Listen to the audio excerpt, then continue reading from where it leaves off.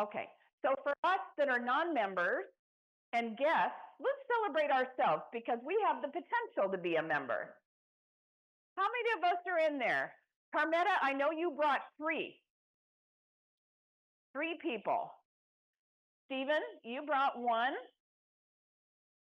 Get those paddles high. Look at that. That's the reason for the continued 5% growth in this credit union, is that it's a great place to be. I feel like I'm at home. I grew up in credit unions. And also a shout out to those of you that are online and dodging servers. So we're glad to have you here today too. It is just great. I grew up in credit unions. The can-do mindset has been in my spirit since I was very, very young. I grew up in Hamilton, Montana, small town, and when they asked who would be the tasty dog in the town parade, we didn't have Ben and Jerry's. Okay, no, we had the Tasty Freeze. So when they asked who wants to be the tasty dog in the town parade, I did. I didn't bring the photo because I'm not sure which one's me. There's like a brown dog and a white dog, but one of them has still got kind of this motion from all these few years. And I think to myself, that's probably me. I have the same mannerisms. I really haven't changed that much. So the can-do mindset for me landed me in credit unions. And I started my career as a teller. So for any of us that have held frontline positions, we make it happen. We make it happen. Now, Bob might be the CEO, but he knows it too, that it's the front line and the way you celebrate your team and our volunteers, our board members. That's the magic of credit unions. So I come from your land. I'm excited to be here. I learned that Burlington is in Vermont. Stephen, is that the way you said it? I'm like, what a deep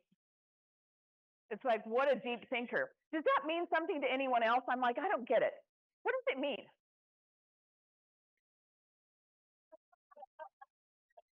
Okay, Burlington is next to Vermont. Is Burlington more powerful? More friendly? No. Oh, no? Vermont's more friendly? Burlington's a little snooty? The Uber driver said houses were expensive here. Have you ever been to Seattle? I really honestly don't know how it competes with Seattle. Do you think houses are more expensive here in Burlington? What about the wages, salary? Not enough to buy a house. Not enough to buy a house in Burlington. How about Vermont? Maybe. Oh. Different counties. Oh. Chittenden County is Burlington. The rest is Vermont. The county of Burlington, it's called? Chittenden. Chittenden. It's got a little, yeah, quit saying I live in Burlington, go with Chittenden. I live in Chittenden County, and that's, am I saying that wrong? No, Chief. Chittenden. Chittenden.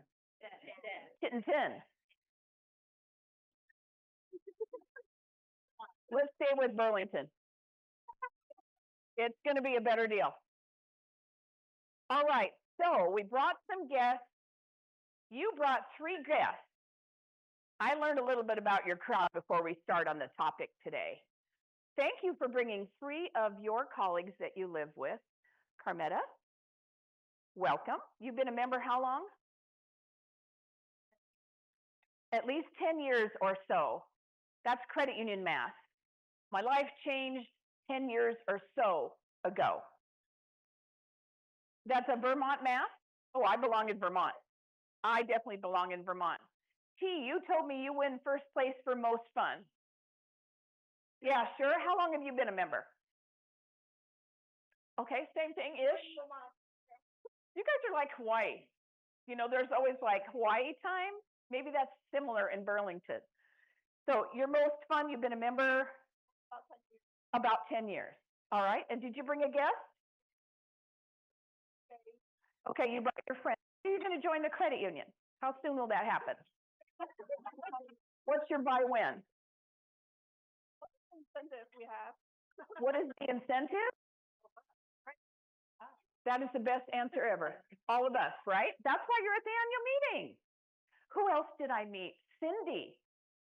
I met Cindy, who you were the one before Bob told us that the credit union started as the GE credit union. You told me that you worked at the GE credit union. So how long have you been a member? Since 1974. Since 1974. And you worked at the credit union. Isn't that amazing? I worked with you.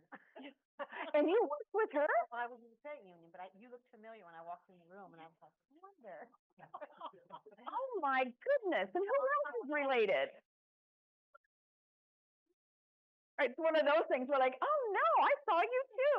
I must have graduated with you. I worked with you.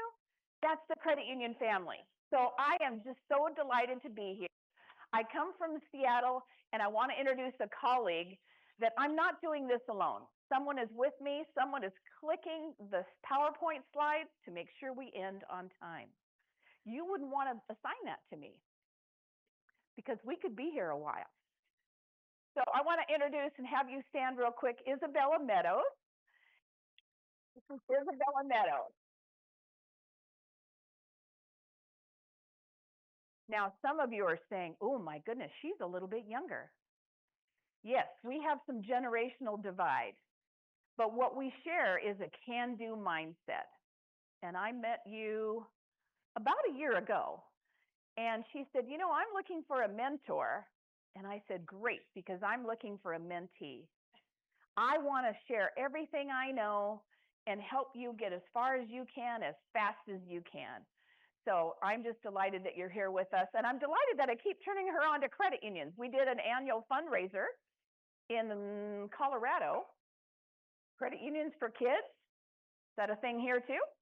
Yeah, definitely credit unions for kids and children's hospitals. Now she's experienced her first annual meeting. So yay, Isabella. Okay, so what we're going to talk about today, we're going to get into what we promised is that what do we do when things seem impossible? Have you ever experienced that feeling? Yes. If you have ever felt, or maybe you're feeling it today, rather stuck, 1, a little bit stuck, 3, fairly stuck, or a 5, you've got a lot that seems impossible. Would you vote with me? 1, 3, or 5? How stuck do you feel right now? 1, 3, or 5? This is the audience participation. 1, 3, or 5? Give me a sense. Give each other a sense. 1, 3, 3, 3, 3, 1, 3, 3, 3, 1, 1. Oh my gosh, you guys are so relaxed in Burlington. Okay. And the people that are 5 are like, I don't want to raise my hand and admit that I'm a 5 and I could barely get out of bed today. Yeah, one of the staff members in the back, he's a 5. Okay, and nobody voted a 4 or a 2. Well, there's always those people that don't listen, or they just want to cause trouble. And they're like, no, she didn't ask for that. I'll do it. I'll be the 2. So the point is, as we go through life, we definitely experience times where we just hit some things, these life storms that feel impossible, that feel really hard. Now, here's the difference, and I need your help to understand this. What's the difference between a pin, you know, like a push pin on a tack board, like a pin, and an arrow? What is the difference? If you were to help me understand the difference between a pin and an arrow. Velocity. Intent. Velocity. Can't you see that? Can't you see the arrow versus the proximity of the pin? Great. Velocity. Proximity. What else? The difference. Ooh, control. Say more about that. Be gentle with the push pin, with the the arrow, once it's gone, it's gone. Ooh, it could be gentle with the push pin, but when the arrow is gone, it is gone. Good. What else? I heard two. Target. Okay. Would we have a bigger target with an arrow, potentially, or? Hope so. Yeah. Hope so, because we may not have needed an arrow. If the target were that small, we may have just needed the pin. Great. What else? One has direction and one just stays in place? Mm-hmm. Yep. Very true. See the difference between the pin and the arrow. What else?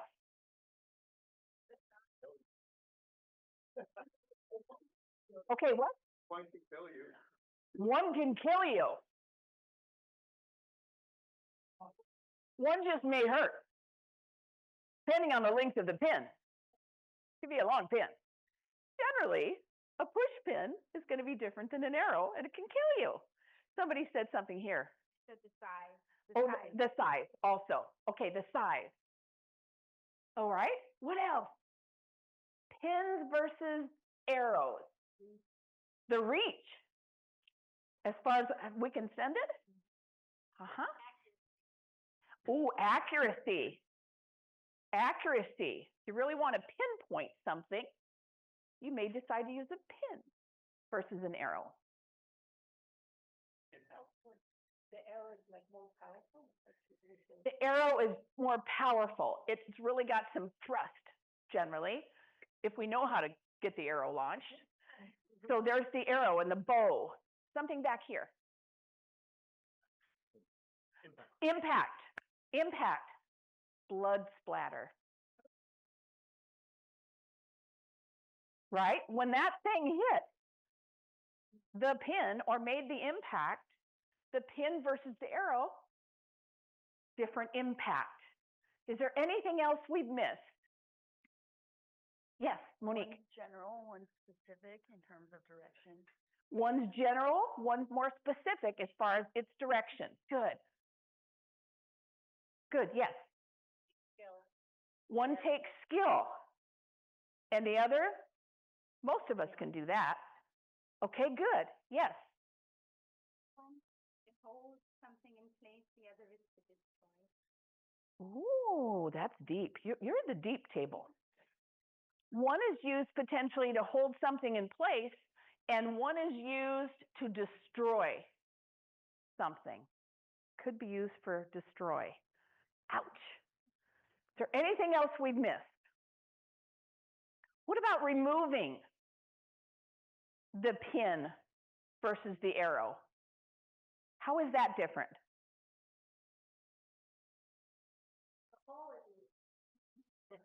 The hole it leaves. That is different. The arrow versus the pin. Great. Anything else about removing that pin or arrow? The pin you can back out, the arrow has got to go all the way through. The pin you can back out, but the arrow has to go all the way through. That would hurt. That would definitely hurt.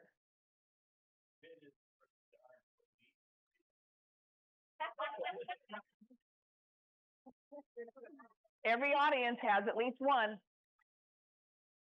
The pin isn't worth a darn for putting something in the freezer. Oh, meat. I guess you could put something else in the freezer with a pin, but not meat. You're not going to hang up a big carcass with a small pin. Not very useful. Is that what you meant? Remember, I grew up in Montana. We had a different way of learning back there. What did you mean? Shoot a deer with an arrow. Oh, hello. Hunting. Okay, I'm tracking. You shoot a deer with an arrow, but you don't take out a whole bunch of sewing pins and go out to, get some venison. Different. Okay. Hunting in Vermont. Hunting in Vermont. Okay. So one more thing on the removal. If it doesn't go all the way through, how do you get an arrow out? Call a surgeon. Pull it Or push it. or push it. Yeah, there might be barbs. That might be double trouble coming back out. Oh, your faces are like, oh my goodness, where are we going with this? Okay, here's where we're going. When things seem impossible, first identify, are they pins or are they arrows? If it's pins, they look like this. If I get one more email from that person, if I have to call the cable company one more time, if I have to, put up with one more time, those are pins. Those are not arrows. We'll get them. Some of us have them today. And what we do with the can-do mindset is flip the mind and decide that we're going to stick them or flick them. Stick them or flick them. You don't have to accept every one of those literal pins. You can flick them. You can put them in the right perspective. You can decide how big the wound. You can decide to pull it out. You can decide that it never went in the first place. So the difference between pins and arrows. We got the pins. Stick it or flick it. Stick it or flick it. Don't ask me to spell it. That's not a gift either. Stick it or flick it. Okay, stick it or flick it. Now, what do we do? And we've got some slides to support this. What do we do when the arrows come? What are examples of arrows?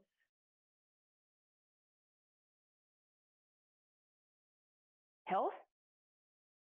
Okay, we get a health diagnosis. Someone in our family has a health diagnosis. Life events. They can also be an arrow like a new child, as in no sleep.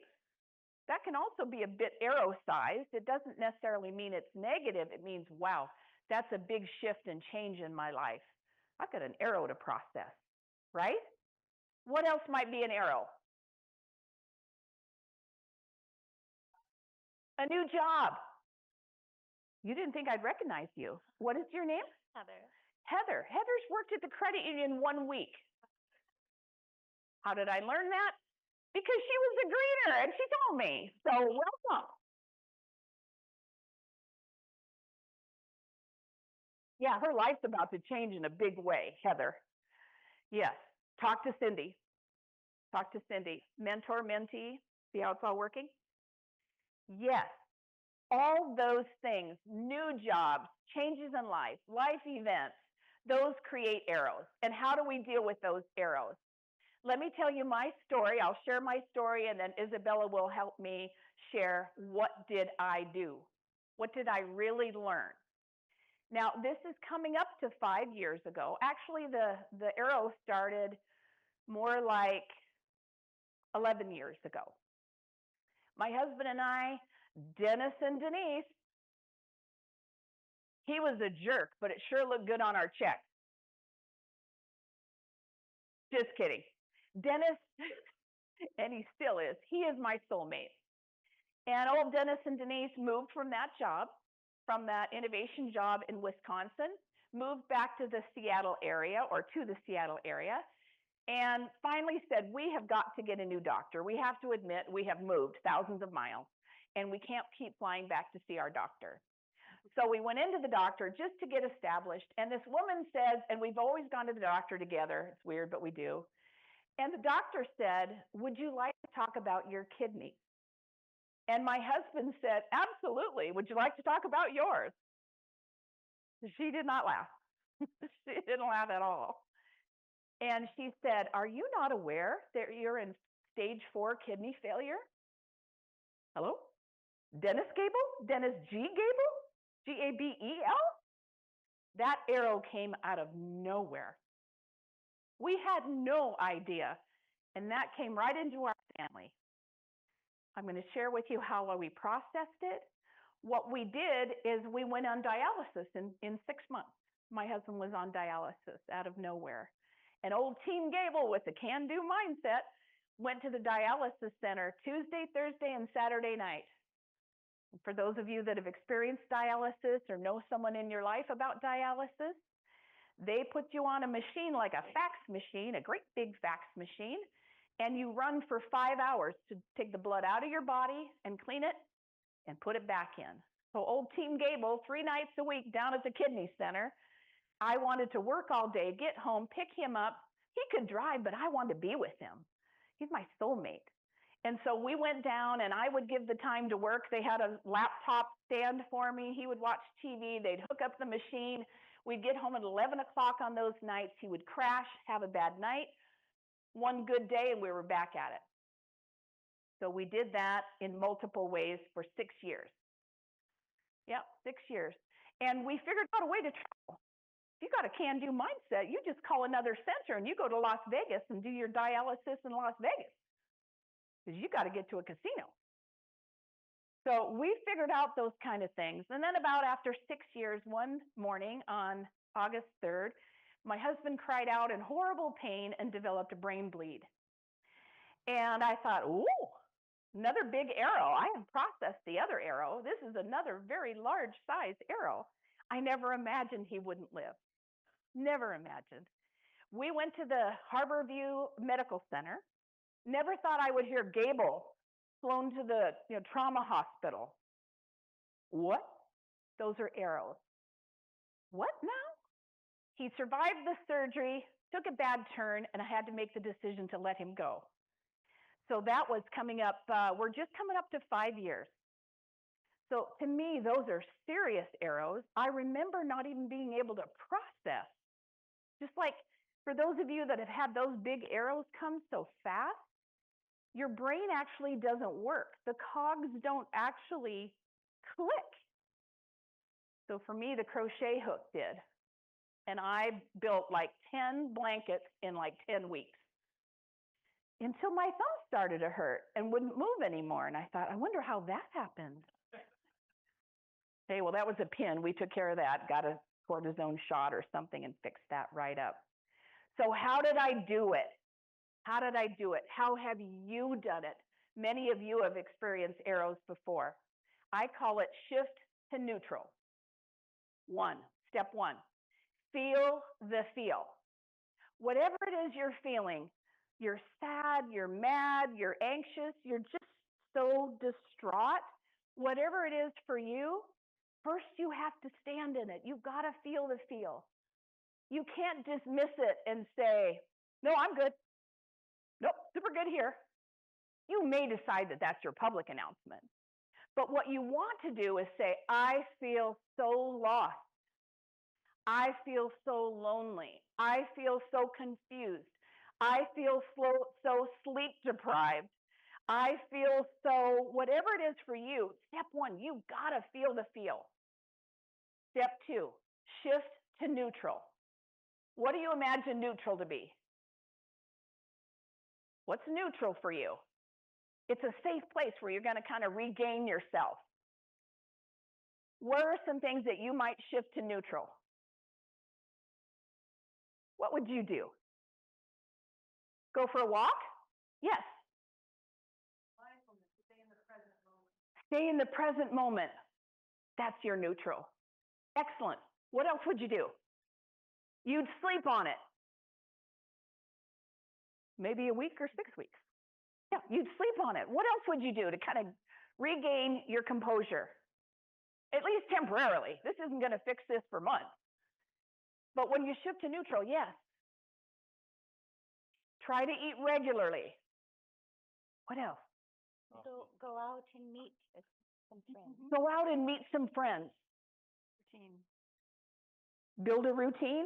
Get back in your routine. Back in your routine. Meditation. Take a run. Play with your dogs. Go buy some new lipstick or pens. Find things that bring you joy. Read. Take a nap. Everybody has a different shift to neutral. The point is, step one, you feel the feel. Step two, you shift to neutral. Feel safe again. Step 3, what can I do? What can I do? This is the coolest part. This is you. You decide. Nobody else tells you how you've processed this, or you're going too fast, or you're going too slow, or you're too sad, or you're too this. This is not their choice to make. This is yours. This is your choice to say, what can I do? Do you know the story of the cheetah? You've heard of a cheetah. I don't know if they have them in Vermont. I don't think so. All right, why is the cheetah, what is the cheetah known for? Speed. Who knows how fast the cheetah can move? From 0 to 60? How fast does that take? Like seconds. It's like 2 or 3 seconds. A cheetah, can you even imagine? An animal can go from rest to 60 miles an hour in 2 to 3 seconds? Do you know the other thing a cheetah can do? It can roll over. The cheetah always decides. That's step number 3. You decide, what can I do? I could cry myself out of bed. I usually cry myself in bed. I think I'll try crying myself out of bed. That's what I can do today. I can go back to bed. I can get dressed and call my friends. I can go out. I can re-engage. But you decide. Cool? The next time the arrow comes, that's the process. Feel the feel, shift to neutral, whatever neutral is for you, and then ask yourself, what can I do? If you're only there for a day, rinse and repeat. Feel the feel, shift to neutral, what can I do? You just do that cycle over and over and over, and pretty soon you found some people to help you surgically remove the arrow. You figured out you're going to cut it off and live with it. You're going to have it eased out over time. It will not, if you use that visual in your mind, if it's truly an arrow, it's not just going to fall out. It went in abruptly. So you need to give your mind a chance to process what's going on. Do we all feel sad and depressed at this moment? That was not the intention. But that's the difference. Can you feel it? Can you see it between a pin and an arrow? They will both come. If you haven't had them yet, get ready. And now you've got some tools to get ready. Don't we? Yeah, when breast cancer came too, I thought, okay, now this is somewhere between a pin and an arrow. I think I'll process that as annoying on my calendar. I just made that that choice. I didn't rally a lot of troops for me. At that particular point, I just thought, I'll just go to radiation and have some surgery, and I'll go to radiation for 35 days on the calendar. It's just annoying. And that's what I told my mind. And sure enough, that's what happened. I was super lucky. Stage 0, I don't know what it means, but I know it was better than 4. Right? I didn't have to be math smarter than that. That, okay, well, if it's stage 0, what can I do? Well, I can do what they tell me to do. And every day I can just cross it off the calendar because that's what they said. It's going to be 30-some days of that big machine. Okay, can do. But that's how I did it. Feel the feel, shift to neutral, and ask yourself, what can I do? And the coolest thing is you're in charge. Here's another way to look at it. When the arrows come, it's like being in the eye of the storm. All you can sense, all you can feel is your own storm. You don't really have much perspective. You are in the eye of the storm. Just recognize that for what it is. It's part of the feel that you're saying, hey, I'm here. And then our next slide, we learned storms don't last forever, do they? No. There's good news that the clock ticks forward, that the calendar moves forward. So even though, let's look at satellite, Isabella. Even though on the next one, the 360-degree forecasting. Now, who would recognize where is Burlington on this map? Way up here, isn't it?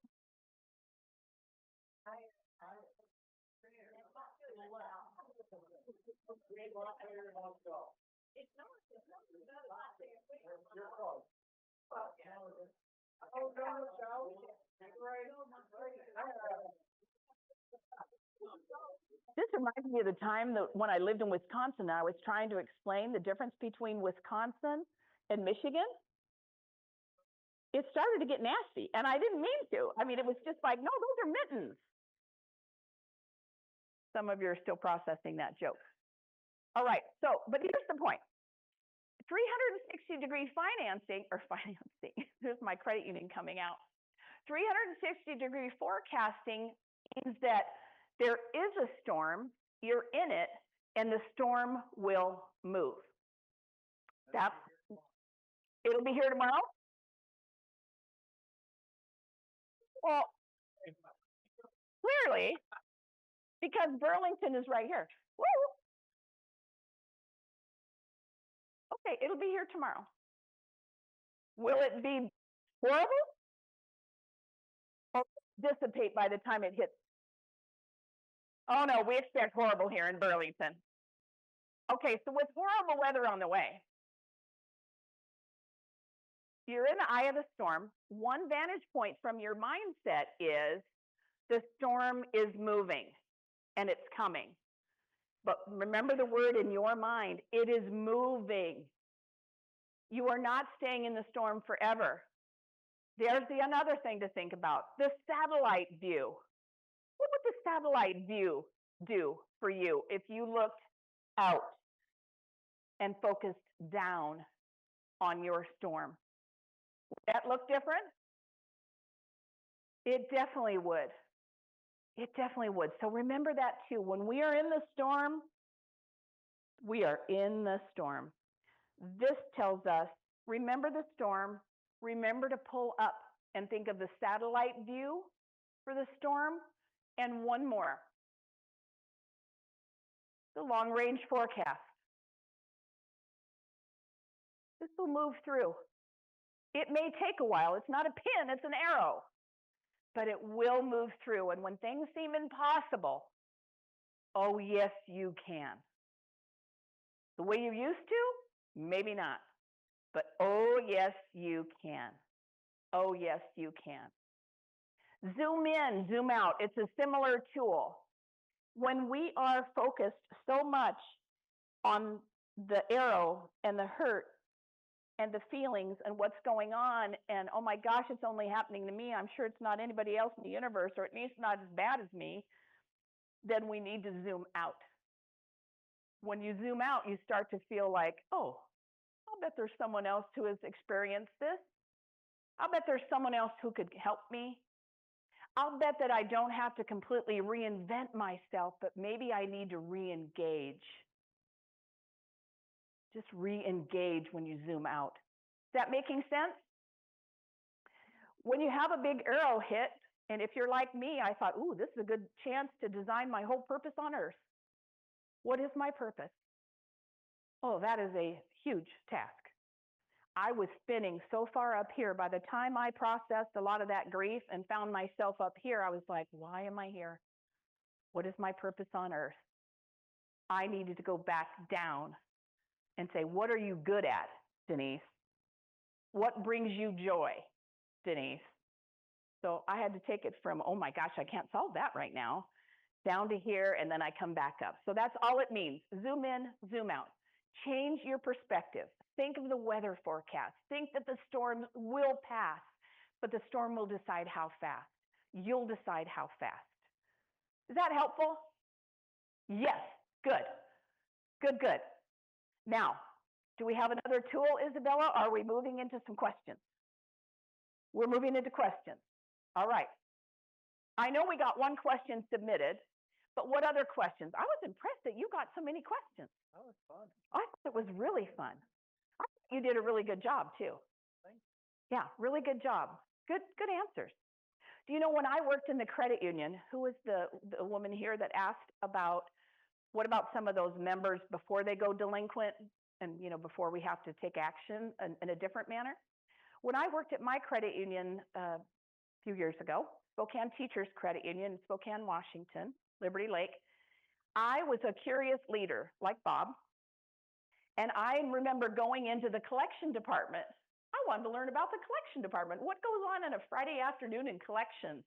You can put me on the phone if you like. I'll try. What did I learn in a credit union collection department? What did you say? No, my cheerful self had to like change. I said, don't make calls on Fridays. Her name is Karen. Yep. How long have you been a member? I am not a member. That's a pin, not an arrow. It can be dealt with quickly. Karen, you're not yet a member, but you intend to be. Well, the credit union donated to my nonprofit, and we are here to say thank you in many, many ways. Okay, the credit union donated to your nonprofit, which is the community work that they do as credit unions, and you're here to give gratitude. Yes, absolutely. Fabulous. She has the right answer.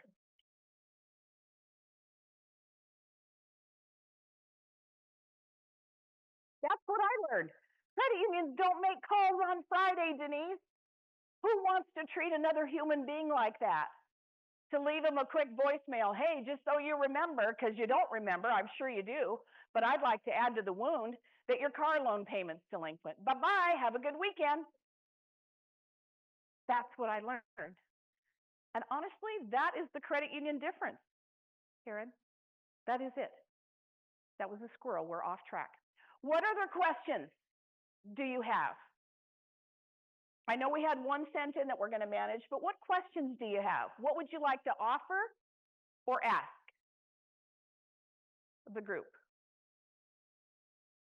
Yes. Can you give an example of a work setting, not a personal setting? Ooh, a work setting arrow or a pin. A work setting versus something personal. What's a good example?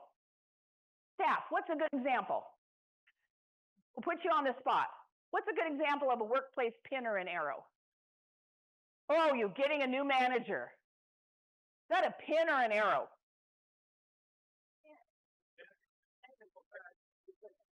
Oh, now we're getting to it. Thank you for asking the question. What is the right answer? It depends.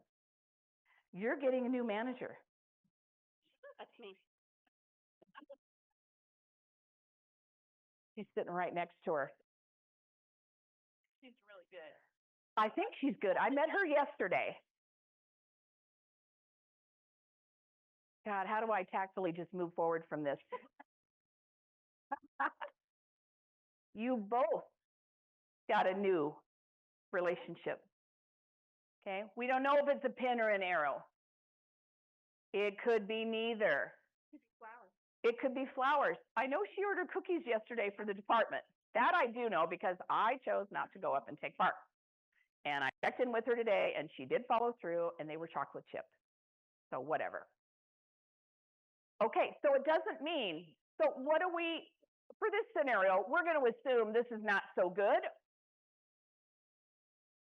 So we're going to take you out of it. Yeah, we're going to take you out of it. Because the scenario is you get a new manager and it's a pin because they're more detail oriented than the last one. It's not that they're evil. It's just like, oh my goodness, with my last manager, they trusted me to get the work done. This manager seems to check in with me every afternoon to find out if I'm on track. That feels like a constant pin to me. Okay, what am I going to do? How am I going to process this pin? That I am annoyed that someone is checking with me multiple times per day on my job that I've been doing successfully for 3 years. Stick it or flick it? If I stick it, what does that look like? I just go home annoyed every day. I decided just to keep it, let it poke me, and bother me. Or not bother me. More likely it's going to bother me because I really didn't deal with it. If I'm going to flick it, how am I going to flick it? What am I going to do first? I'm going to talk to my manager. I'm going to talk to my manager. Where do you think the manager's coming from? Somebody said experience? Yeah, past experience. They don't know you. They don't know that you've been 3 years in this job and operating successfully. All they might be thinking is, my head's on the line as a new manager. And if the work doesn't get done properly, I'm going to be in trouble. So therefore, I'm going to take more control and I'm going to micromanage a little bit until I'm certain. Wouldn't that be natural? So once we telescope up, once we zoom up a little bit, we understand where the manager might be coming from. Then we sit down and say to the manager, you're killing me. You know, you don't know me yet, but I pride myself in my ability to execute work, quality work, on time, every time. May I ask you to trust me? Would you feel comfortable with checking in every 2 days? Because right now it's 3 times a day. So we're going to negotiate. Would it be every 2 days you can check in with me? And then we can stretch it to once a week? And then I'm telling you, new manager, you're going to think you died and went to heaven because you'll never have to check with me. But I understand where you're coming from, that you're probably feeling like you don't know my quality of work, and I'll give you that. But could we do that? Would that be helpful? So flick it doesn't mean ignore it. Thank you for drawing the question. Flick it means we process it. And in that case, we have to have a conversation, because if we just ignore it, it is likely to fester. You really didn't flick it. You just decided to let it fester. And you told your cat about it, and anybody else that would listen. Yeah, is it Jim in the back? He and I are major cat lovers. Womp, womp, womp. Who else is a cat lover? Yeah. Okay, that was a great question. Any other question before we deal with the one that came in? And then we're getting to the point where we're watching our clock. Not going over. Isabella's helping me with a giant, have you ever seen this? This is just a giant timer. Yes.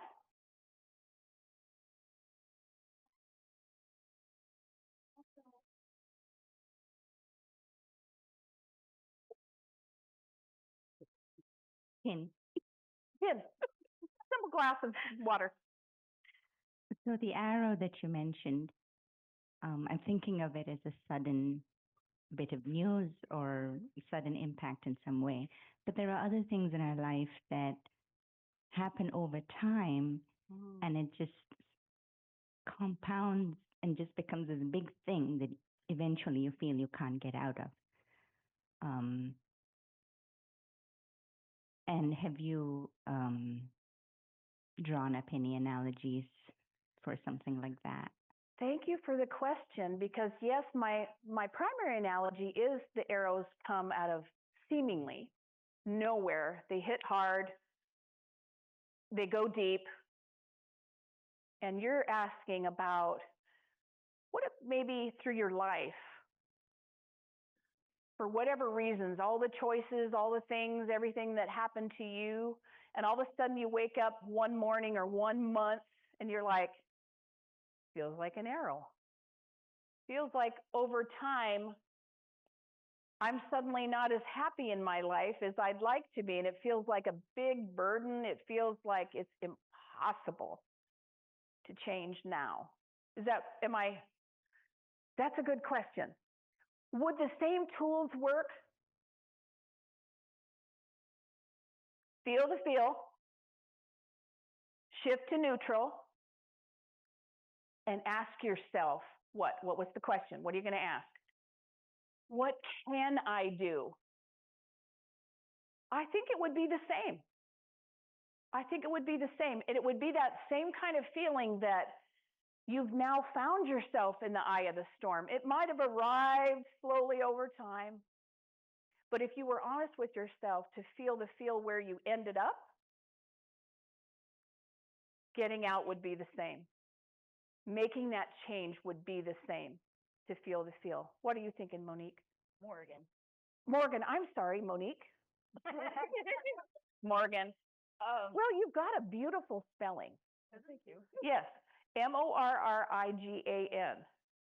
That's right. I was just gonna say, for me, personally, I've learned it to be like when consumption turns to flourishment, and how I've used what's happened in my life as motivation to only do the best I can. Use the motivation in her life to only do the best that she can. Is that realistic? Very. Let's address the question from someone who emailed Selma. The question was, if you're not a leader, how do you spark change? It's the first thing that comes to your mind. Speak up. Anyone can be a leader. But is it important you need to be the leader to spark the change?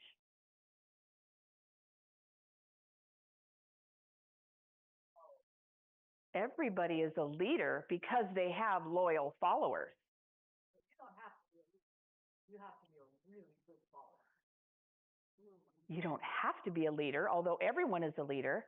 You can also be, I think that's a yes and. Oh, not everybody. Most people are not good leaders. But good leaders need Good followers. But are you not a leader of self? That's a No. Western concept. This will forever be memorized in my mind as Burlington, Vermont, where all the deep thinkers reside. That's fascinating. I would say you're likely correct in that a lot of people are followers. And by the mindset, a lot of people are motivated by moving away from something versus towards something. I don't want to lose my job. I don't want to lose my paycheck. I can't lose my apartment. And I darn sure don't want to be embarrassed. That's moving away from. That's more common in our minds than how I'm wired. That I'm wired, just tell me what's out there and what's possible, or I'll create something possible. I'm more focused on the future. Many of you are too. You're focused on the future. What can we do? What's possible? What's possible? What can we do? Versus the fear of what might happen. So maybe that has something to do with leader and follower. That in order to have a functioning society. We can't all be leaders. Not everybody can be a leader. You have to have followers. You have to have people. And the easiest way to do that is to look at the experiment where one person had stood up and just started dancing spontaneously. No music, no nothing. They're just standing there dancing. And then someone in the crowd who's been asked to do it stands up and starts dancing with them. And within 10 minutes, the entire group will all be dancing to no music whatsoever because one person led, but more importantly, they had a follower. So you can go charging off in any direction you want to go, but if you don't have followers running along behind you going, yeah, this is the way, you're done. I'm going to take down your name, and we're going to have an extended conversation. Tamara, did you say you already joined the credit union? Yes. No, I want to have a deeper conversation with you, and Isabella's dying to talk to you, I can tell you, because she's trained in neuro-linguistic programming, and she's just, am I right? Oh, yeah, she's dying. She's dying. No, I think it's a good conversation. I do believe everyone is a leader at a certain time of themselves and when they decide. I'm not going to follow unless I lead myself to follow, is the way my brain's wired. We're going to move on because we're going to leave this deep thought. And for those of you that want to stay a little bit later than you planned, honest to goodness, I'm being very sincere. We would love to talk more about this because it's interesting. It's really interesting. Where were we when we started talking about being a leader? The question that was sent in via email. If you're not the leader, how do you spark change? The question aside about leaders and followers, let's move to the next level of detail. The next level of detail is, what change are you trying to spark? What change? Be really clear on what you're trying to do. If you're trying to spark change and get people to wrap up a meeting and get out of there, then you should model that behavior. Don't you be the one that's droning on. If that's the change you want, you keep it crisp and move people along and model the behavior. If you are not a leader, and by that you mean maybe you're in an entry-level position and you want to go have a conversation with the head of HR. Where's our head of HR at North Country? Are they here today? Okay, they're not here today. So you want to go talk to Bob or the senior leader of HR, someone who just by the corporate structure has a position with a higher pay grade. You better make sure that with the change that you want to spark matches the thinking of the person you're talking to. Here's an example. We had a young gentleman we were working with, of course, at a credit union in the Northwest, and he said, I really went in and I wanted to go ahead and create a young professionals program. Who wouldn't want a young professionals group so we could get together and support one another? So they went in to the senior leader and said, I want to form a group of young professionals so we can support each other. Was that what the senior leader was thinking? No. The senior leader was thinking, we need to grow talent and succession here. We need to constantly be thinking growing talent and succession planning. So what they were trying to change was not on the right frequency. So the person went back in and said, would you be supportive of growing talent and working on succession planning? I've got an idea. Yes, please, what's your idea? Well, what if we created, and by doing so, because then the detail comes. So what if we created, and then by doing so, the whole organization, you and I and everybody else, would enjoy growing talent and succession planning? Was he more successful? By 10,000 times. You see? So the stop one is, what change do you want to spark? And make sure you're at the right frequency. No other questions? Then it's time for a quick survey. We have a QR code for you to grab with your phone. If you need a password, it goes in as North Country. This is something that Isabella and I do to always make sure we are relevant and we are meeting your needs and meeting you where you are. The report goes to Selma and Bob and the team and those that organize the meeting. So please take just 2 minutes, give us an idea. We also have some free tools on there. So on the Canduology website, thought it was genius to put some hyphens, I don't know now, can-do-ology.com. Or if you don't want to shoot the QR code, or you can do this, later today, but you can put in the website address. We have some free tools on the website. So you can download a gratitude journal and get started on gratitude. That's a huge way to process pins and arrows, is to help your mind focus on gratitude. There's a 3D communication model on how to communicate. There's a joy meter to find out what really brings you joy. Not on the surface, but before, during, and after something, there's a joy meter. So I'll be quiet, give you a couple of minutes, and then we'll close with a final story to inspire you on what you can do. Wait just maybe 30 seconds. Let a few more of you finish. Feel like we've got it? Okay, well, some of you are just finishing up. A closing story to inspire you about what you can do. If you've ever felt that, am I over my skis? Should I have raised my hand this year to serve on the board for North Country? Do you think I'm even capable of serving on a committee when I see the committee call? I'm capable of that promotion that I've been thinking about. You know how they call it imposter syndrome, and it kind of creeps in your mind, and sometimes it stays about 5 minutes, sometimes it stays all week, and sometimes you've got it all year. So here's the story. A number of years ago, when I did work at the Filene Research Institute, my boss gave me the incredible privilege to attend the Harvard Business School's Women's Leadership Program. Me? From Hamilton, Montana, who was an adult learner who went back, not the traditional age to get my degree, but later. Harvard, for me, was a big deal. My anxiety started going like this. My imposter syndrome was in question because I thought, oh my goodness, what's this going to be? And I thought, well, it's going to be a week on campus. They said you would have a board meeting, which was other professional, it was a female program, colleagues. And you would get there Sunday night, you would have the social, and then the classes would start the next morning. Oh, good. Then I can work my nerves out that night. This will be good. Not until the flight was delayed and I missed Sunday night.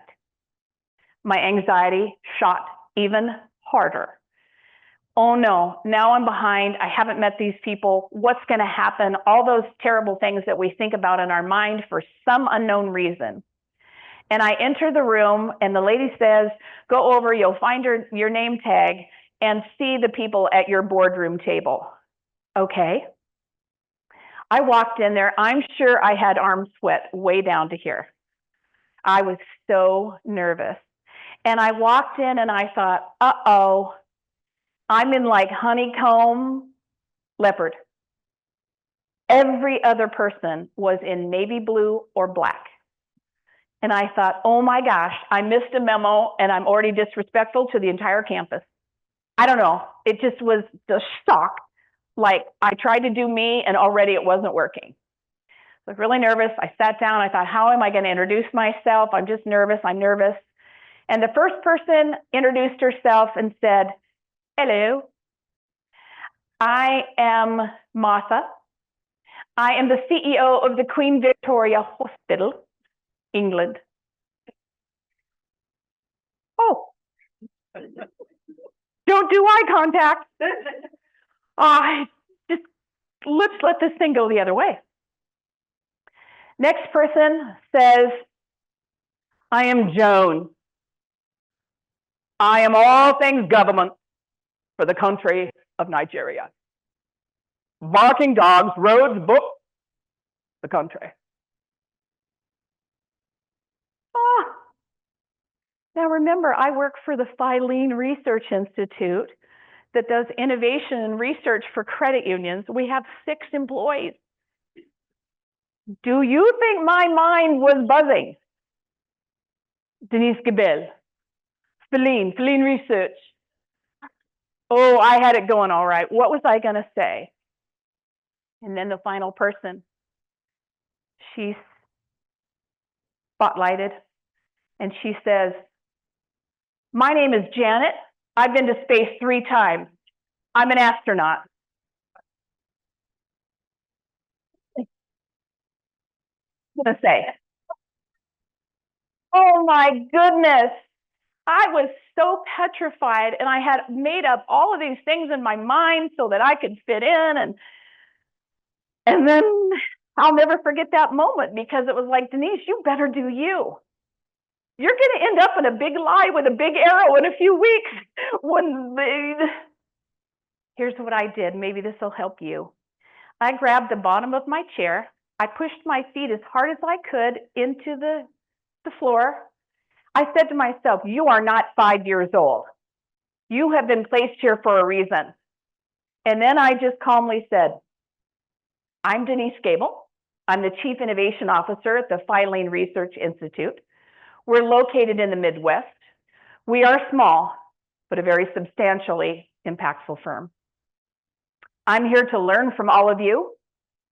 I'm a tiny bit book smart. I'm super street smart, and it is my pleasure to meet you. How did it go? It went great. I am still friends with those women to this day. And that's the story of the can-do. Flip your mindset. When the armpits are down to here and you're thinking, oh my gosh, how am I going to do this? Oh, yes, you can. You push those feet to the floor, even if it's a silly meeting and you have something to say, but you're like, should I say it? Should I not say it? Is it stupid, not stupid? I don't know. Yes, say it. Push your feet to the floor, grab your chair. You're no longer 5 years old, and just do you.